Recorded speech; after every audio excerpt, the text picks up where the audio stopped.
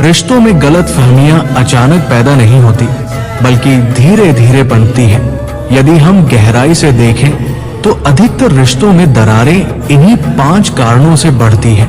पहला कारण संवाद की कमी, कम्युनिकेशन गैप। जब 2 लोग खुलकर बात करना बंद कर देते हैं तो मन में सवाल जमा होने लगते हैं।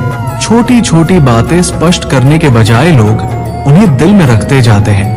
धीरे धीरे ये अनकही बातें शक, नाराजगी और दूरी में बदल जाती है। कई बार एक साधारण गलतफहमी केवल इसलिए बड़ी बन जाती है क्योंकि समय रहते बातचीत नहीं हुई। रिश्तों में मौन जितना बढ़ता है उतनी ही गलतफहमियां गहरी होती जाती है।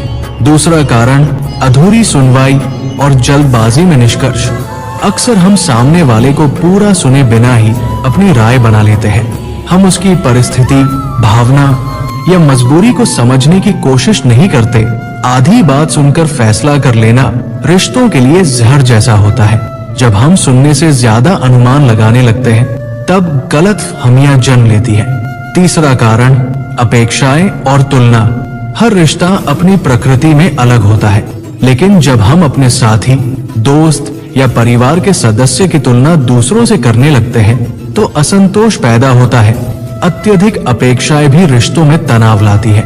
जब उम्मीदें पूरी नहीं होती तो लोग इसे जानबूझकर की गई उपेक्षा समझने लगते हैं, जबकि अक्सर ऐसा नहीं होता। चौथा कारण अहंकार और जिद।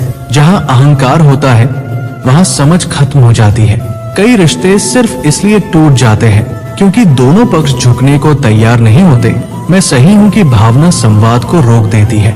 जिद की दीवारें जितनी ऊंची होंगी, गलतफहमियां उतनी ही मजबूत होंगी। पांचवा कारण बाहरी प्रभाव और अफवाहें। कई बार तीसरे लोग बिना पूरी जानकारी के रिश्तों में दखल देते हैं। आधी अधूरी बातें, गपशप या गलत सलाह रिश्तों को कमजोर कर देती है। जब हम सामने वाले से सीधे बात करने के बजाय दूसरों की बातों पर भरोसा करने लगते हैं तब गलतफहमियां बढ़ती जाती है।